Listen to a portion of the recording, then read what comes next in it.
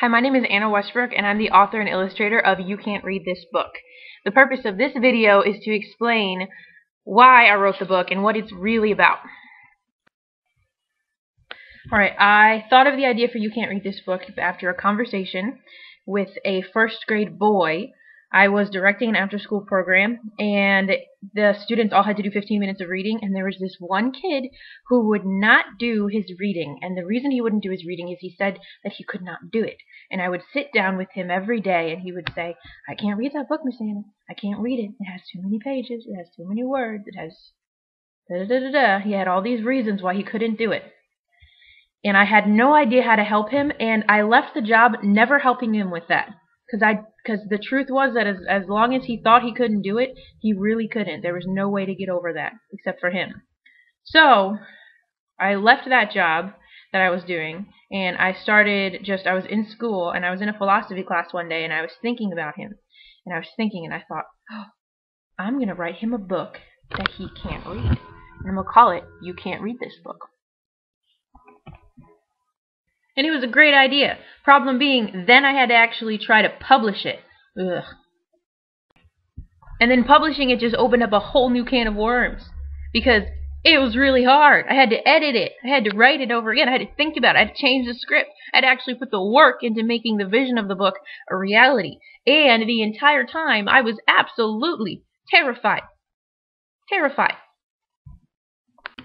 I didn't set out to publish the book because I was particularly ambitious. What happened was that I freaked out, couldn't handle my life, dropped out of college, got a job working in a school, and I was bored. I was used to over-maximizing, and all I was doing was working. So since I was bored, I decided to try publishing this book, and it got accepted. And I was really excited when it got accepted, until, like I said, I had to do the work for it, because as soon as I tried, this little voice in my head would be like, "You can't do that." I try to edit it. "You can't edit that." Try to draw it. "You can't draw. You're not a good enough artist." And then whenever you can't publish this book. You can't draw this book. You can't edit this book. You can't make these decisions. You can't use the scanner on your computer. My dad had to do all the scanning because I couldn't even do it. And the whole time I felt so hypocritical because the book is about that. And then finally, all the editing was done, and I had naively assumed that when all the editing was done, and I drew the last picture and I sent it to my publisher, that all my work was done. Wait for money. And I went to this local writers group meeting, and the meeting was about marketing and selling your book, and I realized at the meeting, I am very not done. Very not done. And at the meeting they told us how that the only person who's going to sell your book is you, and the only person who's going to promote it is you. And that terrified me. I thought somebody else was going to do that. I thought I was done with the work.